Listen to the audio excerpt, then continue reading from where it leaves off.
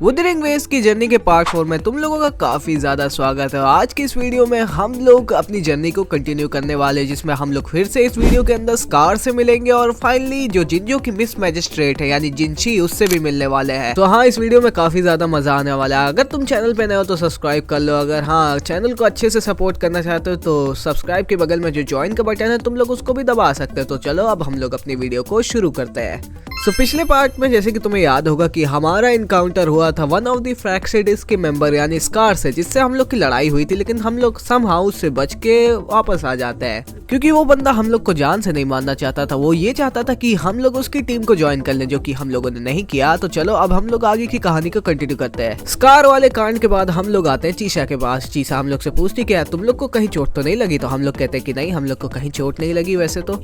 फिर क्या हम लोग चीसा को बताते हैं कि हम लोग के साथ क्या क्या हुआ। फिर क्या चीसा हम लोग से कहती कि ये जो फ्रैक्सिडिस वाले हरामखोर लोग हैं वो यहाँ पे क्या कर रहे हैं। यांग यांग हम लोग को बताती भी कि कैसे जो फ्रैक्सिडिस वाले हैं वो इतने ज्यादा हरामखोर हैं कि वो जो टैसिड डिस्कॉर्ड्स होते हैं, जो मॉन्स्टर होते हैं, उनके पार्ट को वो लोग काट के म्यूटेट करके वो लोग ह्यूमन बॉडी में अटैच करके एक नई बीइंग ही बना देते हैं। और वो ये सारी चीजें इसलिए करते हैं क्योंकि उनको ऐसा लगता है कि वो लोग किसी ग्रेटर पावर को अचीव कर लेंगे। अजीशा हम लोग को बताती कि जिस फ्रैक्सिडिस के मेंबर से तुम लोग लड़े थे उसका नाम स्कार था और तुम लोग उससे लड़के वापस भी आ गए बिना खरोच खाए, वो भी बहुत ही बड़ी बात है। वैसे यांग यांग कहती कि मुझे लगता है कि स्कार हम लोग को जान से नहीं मारना चाहता था, इसीलिए हम लोग बच गए उससे। यांग यांग ये भी कहती कि हम लोग को नहीं पता कि स्कार हम लोग से क्या चाहता है, लेकिन हमारी जो मैडम मैजिस्ट्रेट है यानी जिनची है, उन्होंने हम लोग को हिंट दिया था कि क्या पता हम लोग स्कार से टकरा सकते हैं, और ये चीज हुई भी। फिर क्या हम लोग उससे इन लोगों से उस विलेज के बारे में बात करते हैं जो कि डिस्ट्रॉय हो चुका था। हम लोग ये भी बताते हैं कि स्कार कैसे हम लोग से कोशिश कर रहा था कि हम लोग उसकी टीम में ज्वाइन कर ले, लेकिन हम लोगों ने उसे मना कर दिया था। यांग यांग कहती कि मुझे लगता है कि फ्रैक्सिडिस का कोई बहुत ही बड़ा प्लान है, इसीलिए वो लोग चाहते कि रोवर उनकी टीम में ज्वाइन कर ले ताकि वो लोग अपने ऑपरेशन को बहुत ही ज्यादा आराम से एग्जीक्यूट कर सके। काश हम लोग को रोवर की ट्रू आइडेंटिटी पता होती। आखिर में कौन हो तुम? रोवर अपना कहता कि क्या पता हमारी जो मिस मैजिस्ट्रेट यानी जिनची है उन्हें पता हो कि मैं कौन हूँ।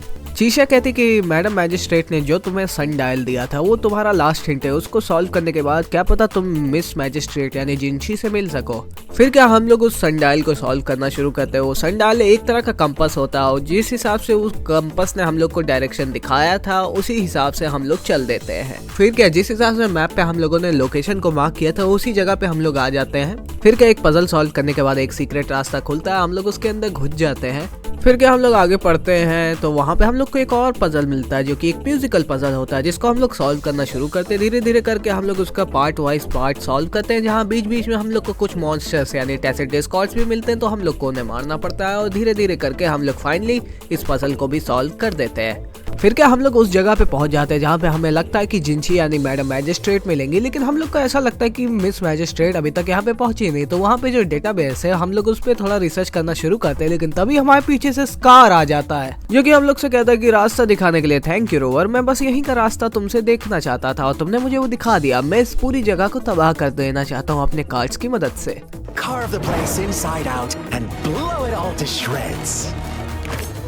स्कार ये भी कहता है कि तुम मुझे सरप्राइज नहीं लग रहे हो, ऐसा क्यों? फिर वहाँ पे सैनुआ और जिनची आ जाते हैं।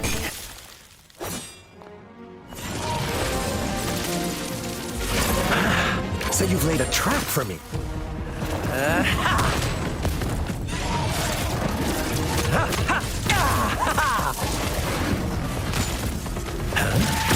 Interesting. Do you really think you can trap me here? You will not escape. What a shame I can't stay and play with you a bit longer. Till we meet again, dear friends. You're not going anywhere.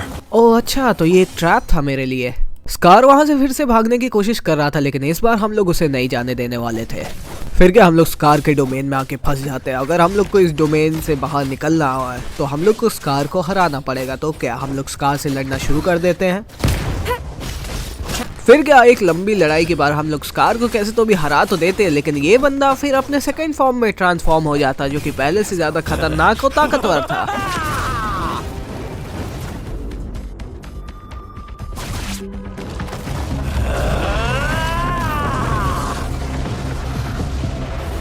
Did you just offer yourself up to be my prey? Now it's just the two of us.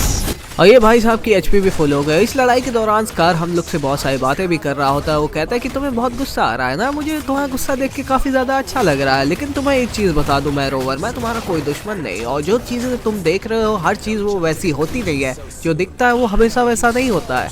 सच्चाई को जानने से पहले तुम conclusion पे कैसे आ सकते हो? तुम इतने ज्यादा जिद्दी क्यों? क्या तुम्हारे पास मेरे अंदर थोड़ा सा भी ट्रस्ट नहीं है? और लगता है कि मुझे तुम्हें एकदम से क्रश ही करना पड़ेगा, तभी जाके तुम मुझे थोड़ा बहुत सुनोगे। फिर स्कार से हम लोग लड़ाई करते ही रहते। वो बंदा हमें क्रश करने की बात किया था, लेकिन हम ही लोग उसको क्रश कर देते हैं।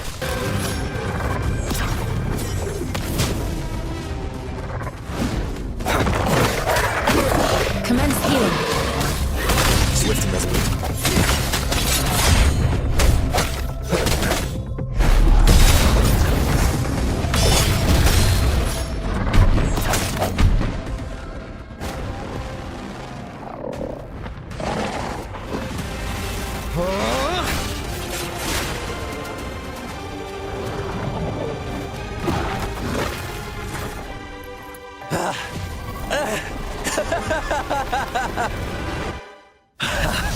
So you knew I was following you all along.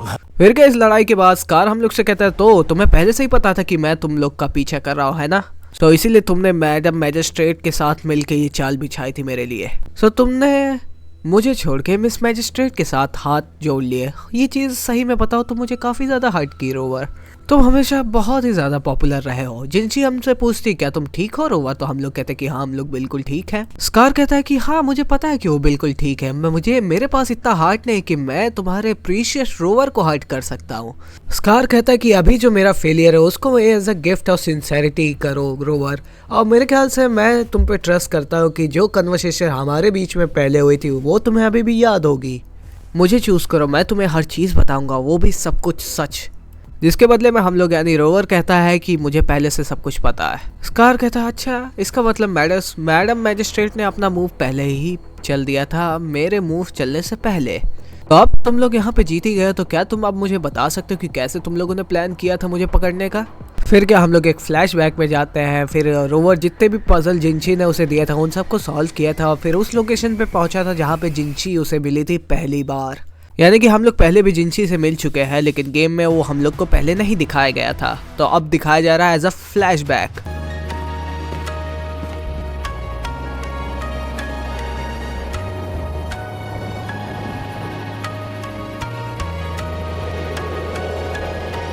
जिंची कहती कि 3 दिन हो चुके हैं, हम लोग बिल्कुल टाइम पे आए हैं दोनों लोग। जिंची कहती मुझे खुद को इंट्रोड्यूस करने का मौका दो, मेरा नाम जिंची है और मैं बहुत ही ज़्यादा खुश हूँ तुमसे मिलके रोवर।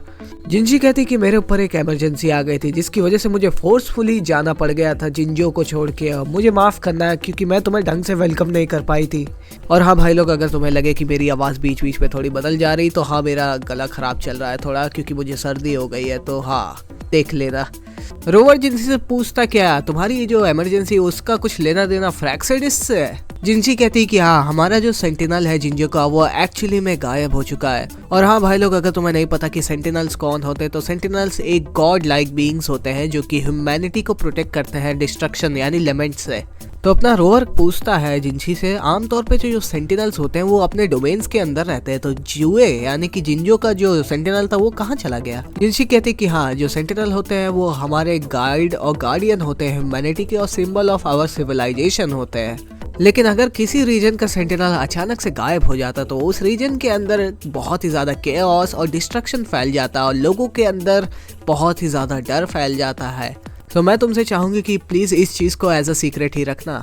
जिंची कहती कि जो जिंजो का सेंटिनल है जू है उसको फ्रैक्सिडिस वालों ने कहीं पे कैप्चर कर लिया, और मैं तुमसे पहले इसलिए नहीं मिल पाई थी क्योंकि मैं अपने सेंटिनल को ढूंढ रही थी कि फ्रैक्सिडिस वालों ने उन्हें कहाँ पे कैप्चर करके रखा है। रोवर कहता कि मुझे तो पता चला था कि तुम अपने सेंटिनल के साथ रेजोनेट कर सकती हो। जिंची कहती कि हाँ मैं अपने सेंटिनल और उनके जो विचार है उनके साथ बहुत ही ज़्यादा कनेक्टेड हूँ, लेकिन स्टिल जो उनकी मेमोरी, फीलिंग्स और जो सराउंडिंग्स है वो मुझे अभी भी बहुत ही ज़्यादा क्लियरली नहीं दिख रही है। रोवर पूछता क्या तुमने उसे अभी तक ढूंढा कि नहीं? तो जिंची कहती है मुझे माफ़ करना लेकिन मैं अभी तक उसे नहीं ढूंढ पाया हूँ, और मुझे डर है कि हमारा जो सेंटिनल है जू है वो अभी डेंजर में हूँ। लेकिन अच्छी बात तो यह है कि मुझे पता है कि इन सारे चीज़ के पीछे आखिर कौन है। रोवर कहता क्या इसके पीछे स्कार है? तो जिंची कहती कि हाँ बिल्कुल। जिनशी कहती है कि जो फ्रैक्सिडिस वाले हैं वो एक और लेमेंट को प्लान कर रहे हैं, यानी कि एक ऐसा डिस्ट्रक्शन जो कि पूरी दुनिया में हो जाए। और स्कार के पास बहुत ही सारे ऑब्जेक्टिव्स हैं, इसीलिए वो जिंजो के अंदर इधर उधर घूम रहा है। और उन्हीं में से एक ये है कि वो तुम्हें ट्रैक डाउन करना चाहते हैं, तुम्हारी स्ट्रेंथ को टेस्ट करना चाहते हैं और तुम्हें अपने ग्रुप में शामिल करना चाहते हैं। और वो लोग द थ्रेनोडियन को भी वापस जगाना चाहते हैं। और हाँ भाई लोग, अगर तुम्हें नहीं पता कि थ्रेनोडियन कौन होते हैं, जैसे सेंटिनल गॉड लाइक बींग्स होते हैं, वैसे थ्रेनोडियन भी गॉड लाइक बींग्स होते हैं। उनके पास भी बहुत ही ज़्यादा ताकत होती है, लेकिन वो एक्चुअली में बुरे होते हैं और बहुत ही ज़्यादा डिस्ट्रक्शन पैदा करते हैं। सो हाँ, सेंटिनल्स अच्छे होते हैं, थ्रेनोडियन बुरे होते हैं। दोनों की पावर स्केलिंग लेकिन बहुत ही ज़्यादा बड़ी होती है। Back to the story, Rover पूछता है जिनशी से कि आखिर में स्कार मुझे क्यों ज्वाइन कराना चाहता है वो अपने ग्रुप में। जिनशी कहती कि उन्हें तुम्हारी वैल्यू का अंदाजा हो गया था पहले से ही, और जुए की एक प्रोफेसी यानी एक भविष्यवाणी भी थी जिसमें उसने कहा था कि अगर तुम फ्रैक्सिडिस को ज्वाइन करते तो तुम्हें बहुत ही ज्यादा पावर्स मिल जाएंगी, जिसमें फ्रैक्सिडिस वालों का ही फायदा। और अगर तुम फ्रैक्सिडिस को ज्वाइन नहीं करोगे तो फ्रैक्सिडिस वाले तुम्हें मारने की कोशिश करेंगे ताकि तुम उनके रास्ते के बीच में ना आ पाओ। जिनशी कहती कि मेरे पास एक प्लान है जिसके अंदर हम लोग स्कार को बड़े आराम से पकड़ भी सकते हैं और फॉर द टाइम बिंग वो तुम्हारे लिए एक बड़ी मुसीबत भी नहीं बनेगा। अगर तुम मेरी मदद करने के लिए तैयार हो तो मैं तुम्हारी सेफ्टी की पूरी जिम्मेदारी लेती हूँ और मेरे साथ कॉपरेशन करो। फिर क्या रोवर ये सारी बात सुन के कहता है चलो ठीक है, मैं तुम्हारे साथ कॉपरेशन करने के लिए तैयार हूँ। जहाँ पे जिनशी हम लोग को ये भी बताती कि कैसे फ्रैक्सिडिस वाले जो थ्रेनोडियन है उसके रिवाइवल को बहुत ही ज्यादा स्पीड अप कर रहा है। तो रोवर पूछता है इसमें मेरा क्या इन्वॉल्वमेंट है। वैसे रोवर पूछता आखिर में थ्रेनोडियन कौन होते हैं। तो थ्रेनोडियन, जिनशी कहती है थ्रेनोडियन वो होते हैं जो कि ह्यूमैनिटी के बहुत बड़े दुश्मन होते हैं, जो कि हमारे डार्क एनर्जी और डार्क फीलिंग्स के वजह से उजागर होते हैं। रोवर पूछता है इसमें मेरा क्या काम है फिर। जिनशी कहती कि तुमने क्राउनलेस को हरा दिया था और उसको ऑब्जॉर्ब भी कर लिया था, वो भी सिर्फ अपने हाथों की मदद से। और ये कॉन्सेप्ट ऑफ वेलफेयर से बहुत ही ज्यादा मिलता जुलता है। क्राउनलेस एक ऐसा टैसिड डिस्कॉर्ड यानी मॉन्स्टर है जिसके पास पावर्स थी रिवाइविंग द थ्रेनोडियन। जिंजो एक ऐसी सिटी है जिसके पास एक बहुत ही ज़्यादा अनब्रेकेबल स्ट्रॉन्ग स्पिरिट और रेजिस्टेंट है, लेकिन मुझे अभी भी डर है कि वॉर के दौरान बहुत सारे लोगों की जान जा सकती है और अगर थ्रेनोडियन जग गया तो बहुत ही ज़्यादा नुकसान हो सकता है जिंजो का। लेकिन रोवर तुम यूनिक हो, तुम एक थ्रेनोडियन के पावर से रिलेटेड टैसिड डिस्कॉर्ड्स को अपने हाथों से अब्जॉर्ब कर लेते हो और उनके साथ रेजोनेट भी कर सकते हो। और हमारे कंट्री होंगलोंग के रिकॉर्ड्स के हिसाब से एक सिमिलर हीरो था पास्ट में जो कि ऐसी ही पावर को पजेस करता था और उसने हमारे नेशन को बचाया भी था ड्यूरिंग द थ्रेनोडियन वॉर। और ये सारी चीजें जिंजो की किताबों में लिखा हुआ है। और अगर तुम्हें अपनी ट्रू आइडेंटिटी को जाननी तो this can help you a lot. Rover कहता है सो जो बंदा वो उन किताबों में लिखा हुआ है वो मुझसे रिलेटेड हो सकता है। जिनशी कहती कि हाँ मेरे हिसाब से, और जो प्रोफेसीज यानी कि जो भविष्यवाणी जुए ने दी थी उसके हिसाब से भी। रोवर कहता है कि जब मैंने जुए के स्टैचू को देखा था तो मैंने कुछ तो देखा था। जिनशी पूछती तो तुमने क्या देखा था। वो हमारे सेंटिनल से अगर रिलेटेड है तो मैं तुम्हारी हेल्प कर सकती हूँ इस चीज में। फिर क्या हम लोग जिनशी को बताते हैं हम लोगों ने क्या देखा था। जिनशी कहती कि जो मेमोरीज तुमने देखी थी रोवर, वो रोवर पूछता तो क्या है वो मेमोरीज। जिनशी कहती कि जैसे कि मैंने तुम्हें बताया था कि मैं अपने सेंटिनल यानी जुए के साथ रेजोनेट कर सकती हूँ और उसकी मेमोरीज को देख सकती हूँ, और जो मेमोरीज अभी तुमने मुझे बताई वो एक्चुअली में जुए के पास है। और मेरे ख्याल से जो तुमने देखा था वो एक्चुअली में पास्ट में हो चुका है। रोवर कहता यानी इसका मतलब। जिनशी कहती कि इसका मतलब यही है कि किताबों के अंदर जिस इंसान के बारे में लिखा वो और कोई नहीं बल्कि तुम ही हो रोवर। रोवर कहता है कि मुझे नहीं लगता कि रेजोनेटर्स इतना लंबा जी सकते हैं। जिनशी कहती जो रेजोनेटर्स होते हैं वो आमतौर पे नॉर्मल इंसानों से ज्यादा लंबी जिंदगी जीती है, लेकिन स्टिल तुम जो कि 100, 200, 300 सालों से भी ज्यादा जी रहे हो और तुम्हारे ऊपर कोई एजिंग का भी इफेक्ट नहीं है, तुम्हारे सही में तुम्हारे ऊपर बहुत ही ज्यादा मिस्ट्रीज है जिसको हम लोग को अनसॉल्व करना पड़ेगा। तुम्हारी जो एज है वो भी उन्हीं मिस्ट्रीज में से एक है। रोवर कहता है कि अगर ये सच है कि मैं किताबों के अंदर जिस इंसान के बारे में लिखा वो मैं ही हूँ तो मेरी मेमोरीज कैसे चली गई। जिनशी कहती कि मुझे तो इसके बारे में नहीं पता, लेकिन जुए ने जो मुझे लास्ट पीस ऑफ इंफॉर्मेशन दी है वो पॉइंटेड की है नॉरफॉल बैरन्स के पास, जहाँ पे द थ्रेनोडियन है जिसको तुम ढूंढ सकते हो। और मेरे ख्याल से वहाँ पहुँचने के बाद तुम्हें अपने आंसर फाइनली मिल जाएंगे। जो थ्रेनोडियन है वो धीरे धीरे करके अपनी पावर्स को गेन कर रहा है और वापस आ रहा है और अपना जो नेशन है वो बहुत ही ज्यादा खतरे में है। और ये सारी चीजें मुझे द थ्रेनोडियन वॉर के बारे में याद दिला रही जो पहले हो चुकी थी। और मेरे ख्याल से ये सारी चीजें तुम्हारे क्वेश्चंस का जवाब भी दे सकती है और तुम्हारा मिस्टीरियस अपीयरेंस जो कि तुम जिंजो के पास आके क्यों गिर गए रोवर कहता है यानी कि मैं जिंजियो को प्रोटेक्ट करने के लिए आया हूँ, जैसे कि उस हीरो ने किया था जिसका नाम किताबों में है। जिंजी कहती है कि मुझे नहीं लगता कि ये एक हीरो अचानक से आ जाएगा जो कि हम लोग को सडनली आके प्रोटेक्ट करने लगेगा। मैं बस तुम्हारे पास और अभी की जो सिचुएशन है उनके साथ डॉट्स को कनेक्ट कर रही थी ताकि हम लोग कुछ तो कंक्लूजन पे आ सके कि आखिर में तुम हो कौन। फिर क्या जिंजी के साथ हम लोग का फ्लैशबैक यहीं पे आके खत्म होता है। हम लोग प्रेजेंट टाइम पे आता है जहाँ पे जिंजी कहती है कि Scar you are under arrest for committing multiple felonies in Hongland, do you have anything to say? क्या तुम और कुछ कहना चाहते हो? स्कार कहता है अच्छा मैं क्या कहना चाहता हूँ, वैसे मेरे पास एक कहानी है जो कि मैं तुम लोग को सुनाना चाहता हूँ, लेकिन मुझे नहीं लगता कि तुम लोग वो कहानी मुझसे सुनना चाहोगे। चलो सीधा मुद्दे पे आते हैं मैडम मैजिस्ट्रेट, मैं अभी से बहुत ज्यादा बोर होने लगा हूँ। जिंजी कहती चलो ठीक है, तुम हमारे क्वेश्चन का सिर्फ जवाब दोगे फिर। स्कार कहता ठीक है क्यों नहीं, क्या जानना चाहते हो तुम मुझसे? तो रोवर पूछता है तो आखिर में तुमने जुए यानी हमारे सेंटिनल को क्यों किडनैप किया? स्कार कहता है जुए एक ऐसा सेंटिनल है जो कि फ्यूचर को प्रिडिक्ट और उन्हें देख सकता है, और ऐसा कोई भी प्राणी हमारे प्लान्स के बीच में आ रहा था, इसीलिए हम लोगों ने उसे किडनैप कर लिया। हम लोग उस फ्यूचर को नहीं देखना चाहते जो कि झूठ के ऊपर बिल्ड हुआ है, बल्कि हम लोग अपने कंट्रोल को अपने हाथ में लेके खुद की डेस्टिनी लिखना चाहते हैं। फिर हम लोग स्कार से पूछते हैं कि तुम थ्रेनोडियन को क्यों रिवाइव करना चाहते हो? स्कार कहता है जो थ्रेनोडियंस है वो हमारे आइडियल की चाबी है। हमारे आइडियल्स और थ्रेनोडियन के मिलने से एक ट्रू लिमिट, एक बहुत ही बड़ा डिस्ट्रक्शन होगा, जिसके बाद एक पूरी नई सिविलाइजेशन शुरू होगी, एक नया वर्ल्ड शुरू होगा जो कि हमारा आने वाला कल है। फिर हम लोग स्कार से पूछते हैं कि लिमिट क्या होता है? स्कार कहता है लिमिट क्या होता है? हाँ, एक तरह का डिजास्टर, एक तरह का कर्ज, श्राप या फिर एक तरह का पनिशमेंट। लोग बस इस चीज को बस ऊपर से ही देखते हैं। लेमेंट अपने साथ लाता है डेथ, डिस्ट्रक्शन एंड काउंटलेस रिवर्बरेशंस, और ये सारी फ्रीक्वेंसी यानी रिवर्बरेशन एक दूसरे के साथ रिफ्लेक्ट करेंगे, ओवरलैप करेंगे, इंटरवोन करेंगे ड्यूरिंग द लेमेंट। फिर वही हमारा जन्नत बनेंगी और एक साथ मिलके बनाएंगी एक new life form and a new civilisation. Scar कहता है कि हमारा गोल हमेशा सेम रहा था, हम लोग बस तुम्हें चाहते कि हम लोग बस ये चाहते थे कि तुम हम लोग को ज्वाइन कर लो। रोवर पूछता मैं ही क्यों? स्कार कहता है यार इतने सारे लोग आपस में लड़ जा रहे, बिगड़ जा रहे, मर जा रहे हैं तुम्हें पाने के लिए, और तुम्हें खुद ही नहीं पता कि तुम्हारी वर्थ आखिर में क्या है, तुम्हारी वैल्यू क्या है। कितने ज्यादा भोले हो तुम। जिंजी कहती है कि स्कार तुमने जुए को किडनैप कर लिया, थ्रेनोडियन को रिवाइव करने के लिए तुमने उसको एक्सेलरेट कर दिया, नेक्स्ट लेमेंट को तुम लोग प्लान कर रहे हो। इतनी सारी चीजें इनफ होगी ये प्रूव करने के लिए कि तुम जिंजो के बहुत बड़े एनिमी और पूरे इंसानियत के बहुत बड़े एनिमी हो। और सपने देखना बंद कर दो कि रोवर तुम्हें कभी ज्वाइन करेगा, वो हमारा ऑनर्ड गेस्ट है और हम लोग कभी भी नहीं चाहेंगे कि उसको कोई भी हार्म पहुंचे। स्कार कहता है हाँ कितने ज्यादा कॉन्फिडेंट हो तुम लोग, जैसे ही थ्रेनोडियन का रिजरेक्शन आने वाला होगा मुझे नहीं लगता कि जिंजो कुछ कर भी पाएगा, और कब तक तुम लोग ये नौटंकी करने वाले हो मेरे चेहरे के सामने। जिंजी कहती कि वैसे भी मैंने तुम्हारा प्लान एक बार खत्म कर दिया, मैं फिर से ये चीज कर सकती हूँ। जिंजी कहती कि जाने से पहले मेरे पास एक फाइनल क्वेश्चन है तुम्हारे लिए। तुमने रोवर को स्टॉक किया, हमारे सेंटिनल को किडनैप कर लिया और वो क्वीन विलेज को पूरी तरीके से डिस्ट्रॉय कर दिया। मेरे ख्याल से ये सारी चीजें तुम अकेले नहीं कर सकते।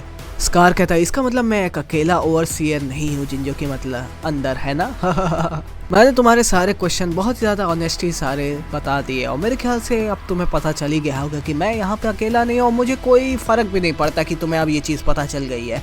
तुम लोग अपनी पूरी कोशिश कर सकते हो मुझे रोकने और हमें रोकने की, लेकिन अब बहुत ही ज़्यादा लेट हो चुकी है और हिस्ट्री बहुत ही जल्द बदलने वाली है। अब मेरे पास एक क्वेश्चन तुम्हारे लिए है। मेरे ख्याल से तुम लोग को इतना कन्वीनियंस हो गया है कि जो तुम्हारा जुए है उसके गायब होने का रीज़न के पीछे हम लोग हैं, लेकिन अगर क्या हो कि इसके पीछे और भी बड़ा कारण है, क्या तुम इसके लिए क्यूरियस होगे? जिनसे कहते जुए के बारे में और क्या जानते हो तुम? स्कार कहता है करीब आए, मैं आपको बता दूंगा madam magistrate, it's a secret for years only. सैनुआ कहती तुम्हारी हिम्मत कैसे हुई मैडम मैजिस्ट्रेट, रुक जा। जिनसी स्कार के करीब जाता है, स्कार उनके कानों में कुछ बोलता है लेकिन वो चीज हम लोग को सुनाई नहीं देती है। जिनसी कहती है नहीं ऐसा नहीं हो सकता। स्कार कहता है शॉक हो गई है ना, लेकिन इसके पीछे और भी बहुत कुछ है। स्कार कहता है अगर क्या हो कि मैं तुम्हें ये बताऊं कि तुम्हारा जो सेंटिनल यानी जुए है उसने ये भविष्यवाणी बहुत टाइम पहले ही कर दी थी। तुम्हारे सेंटिनल ने तुम्हें तब धोखा दे दिया जब तुम लोगों को उसकी सबसे ज्यादा जरूरत थी। स्कार कहता है रोवर मुझे पता है कि तुम अपने पास्ट के बारे में जानना चाहते हो, मेरे पास तुम्हारे लिए एक न्यूज है जो कि मैं तुम्हें बताना चाहता हूँ। स्कार कहता है कि तुम भी हमी में से एक हो, द ब्लैक लैम्प्स, और तुम्हें हम लोग को ज्वाइन करना ही पड़ेगा ताकि हम लोग एक नई दुनिया का निर्माण कर सके। जिस दिन तुम्हें ये पता चल जाएगा कि आखिर में तुम कौन हो, तुम हमारे पास अपने आप ही आ जाओगे बिना किसी घबराहट के। स्कार कहता है फ्रैक्सिडिस वाले हमेशा तुम्हारा इंतजार कर रहे हैं, वो भी खुले हाथों के साथ। फिर क्या, सैनुआ जिनशी मिलकर स्कार को जेल में डाल देते हैं। हम लोग जिनशी से पूछते हैं आखिर में स्कार ने तुम्हें क्या बताया, तो जिनशी कहती कि उसने हमारे सेंटिनल के बारे में बताया, जो कि हाईली सेंसिटिव टॉपिक है, जो कि मैं अभी सबके साथ डिस्क्लोज नहीं कर सकती जब तक मैं इसकी जड़ तक खुद ना पहुंच जाऊं। जिनशी बताती कि कैसे स्कार ने उसने जुए की एक प्रोफेसी यानी एक भविष्यवाणी बताई थी, जो कि एक्चुअली में बहुत ही ज़्यादा इंटरेस्टिंग और बहुत ही ज़्यादा फैसिनेटिंग भी है। और जुए की जो प्रोफेसीज होती हैं वो एट द एंड सच ही होती हैं। और हाँ, मुझे ये याद आया कि जुए ने मुझे ये कहा था कि तुम्हें एक मैसेज देना है टू द अवेकेंड वन। जब भी बारिश हो तो तुम्हें जाना है नॉर्फल बैरन्स के पास और सीख करना है general GN of the Midnight Rangers को। तो रोअर कहता अच्छा, तो मुझे जनरल जीएन को ढूंढना है। जिनशी कहते कि हाँ, जनरल जीएन इस समय नॉर्फॉल बैरन्स के पास है। वहाँ पे बहुत सारे टैसिड डिस्कॉर्ड्स हैं जिनसे वो अकेले ही लड़ रहे हैं मेरे ख्याल से, लेकिन स्टिल वहाँ पे एक पूरी आर्मी भी है जो कि जो थ्रेनोडियन का जो रेजरेक्शन होने वाला है उसे प्रिवेंट करने के लिए। जिनशी कहती है चिंता ना करो, जो ब्लैक शोर्स वाले उन्होंने एक स्पेशल लेमेंट प्रिडिक्शन सिस्टम को एस्टेब्लिश किया है, वो भी हमारे पार्टनरशिप के साथ पूरे कंट्री में। ब्लैक शोर्स वाले भले ही सीक्रेटली काम करते हो, लेकिन वो फ्रैक्सिडिस जैसे ऑर्गेनाइजेशन की तरह बिल्कुल भी नहीं है। वो अभी भी जिंजो की सिटी को मॉनिटर कर रहे हैं और जैसे ही कोई मुसीबत आएगी तो हम लोग को सपोर्ट भी देने के लिए तैयार है। फिर जिनशी हम लोग को एक ब्लैक ब्लूम भी देती, जो कि कहती कि ये ब्लैक शोर्स के लोगों का सिंबल होता है। रोअर पूछता आखिर में ये क्या कहते हैं, ब्लैक शोर्स वाले लोगों का क्या मोटिवेशन है। जिनशी कहती कि ब्लैक शोर्स वाले हम लोग को बहुत ही ज़्यादा एसेंशियल इन्फॉर्मेशन देते हैं about the moon and the Threnodians. और इस बार भी कोई ब्लैक शोर्स का इंसान अगर जिंजो में आया तो वो ये इन्फॉर्म करने आया कि कोई थ्रेनोडियन जल्द ही जागने वाला है जिंजो की सिटी के करीब। जिनशी कहती बाकी तो मुझे भी नहीं पता कि आखिर में ये लोग क्या अचीव करना चाहते हैं। फिर क्या, हम लोग जिनशी से बात ही कर रहे होते, लेकिन तभी हम लोग को जुए का एक फ्लैशबैक आ जाता है।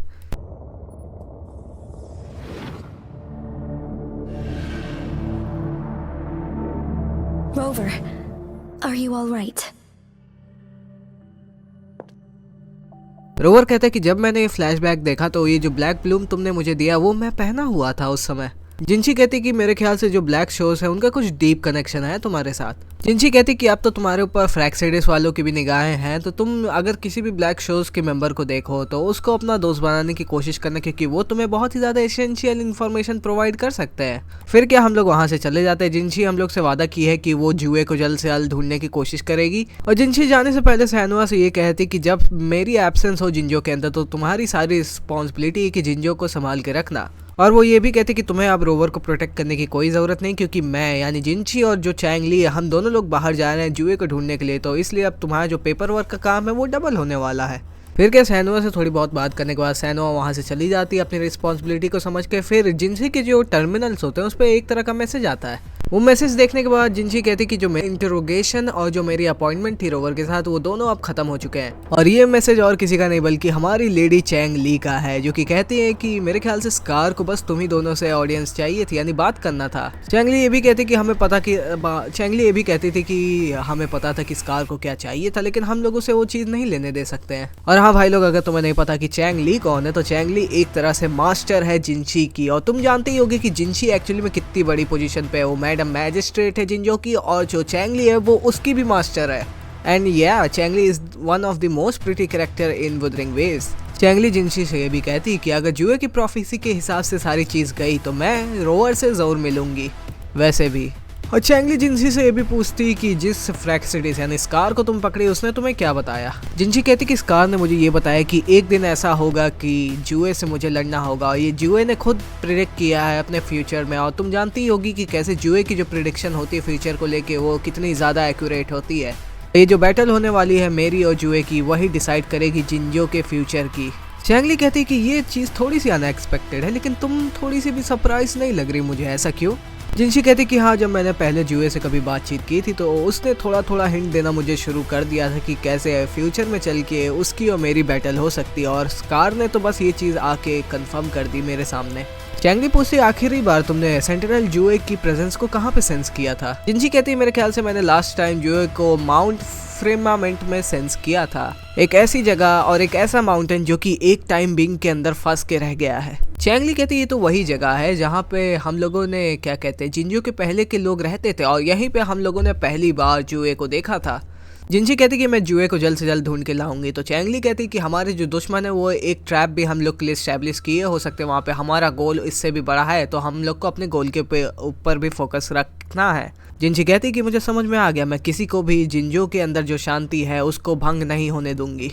और यहीं पे वुदरिंग वेव्स का होंगलोंग एक्ट 4 खत्म होता है। तो मैं ये वीडियो कैसा लगा मुझे कमेंट्स में जरूर बताना। यहाँ तक वीडियो देख लियो तो चैनल को सब्सक्राइब कर लो, वीडियो को लाइक कर लो। मैं मिलूंगा तुमसे एक नई वीडियो में, तब तक के लिए बाय बाय।